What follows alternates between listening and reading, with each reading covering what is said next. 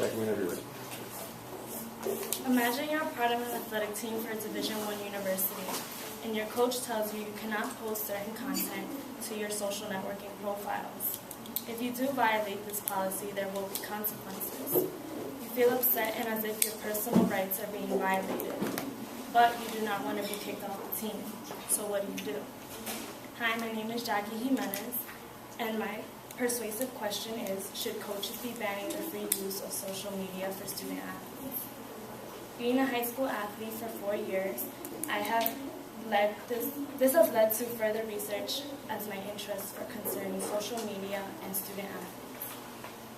Today I'd like to share with you the policies that some universities hold on student athletes, the consequences of misused social media, and why this policy does not work.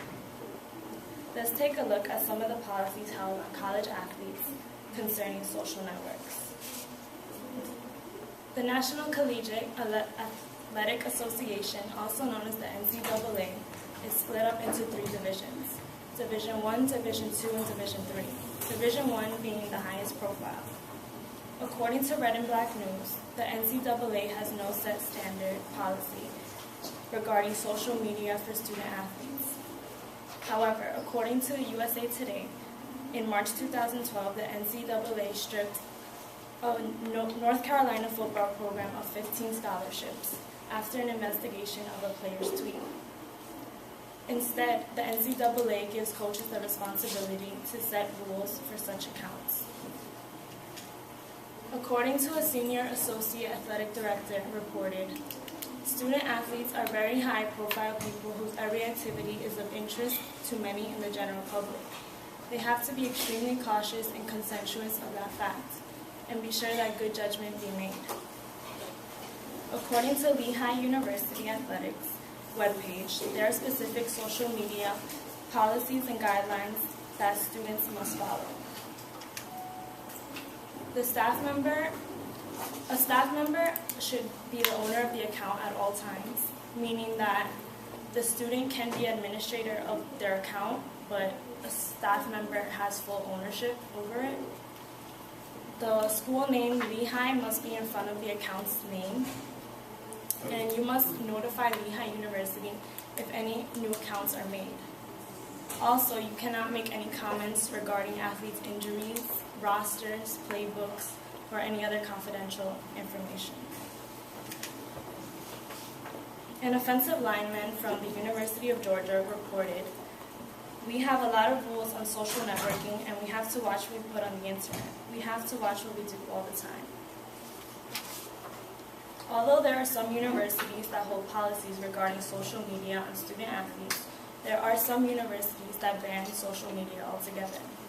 Some include Western Kentucky University, Mississippi State, South Carolina State, Towson University, and Boise University. Now that you know some of the policies, let's examine some of the consequences of misused social networking privileges.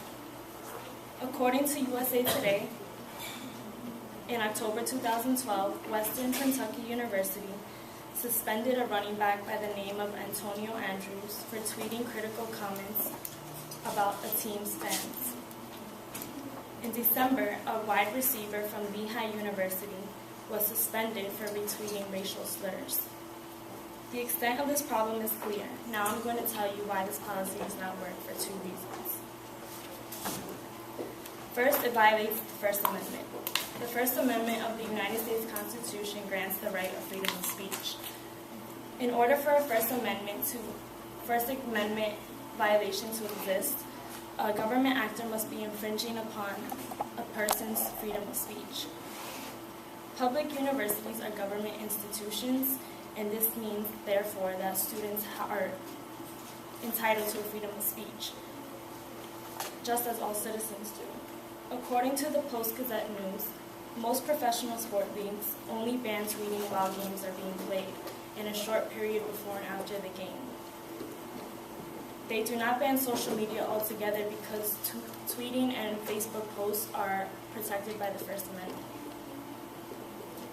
Another reason why this policy does not work is because social media is an ideal way of recruiting and marketing. Students use social media as a way of promoting their university team and just as a support system for a fan page. It can also be used as a recruiting tool by allowing recruiters to get to know athletes on a more personal level and being an easier way of communication.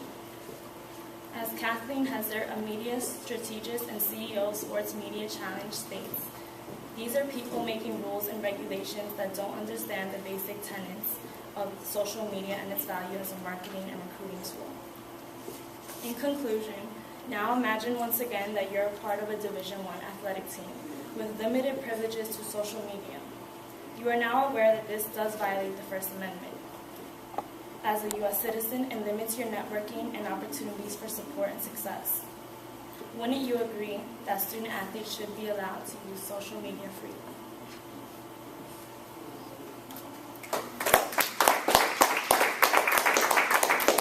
Very nice. Well, 5 minutes and 50 seconds.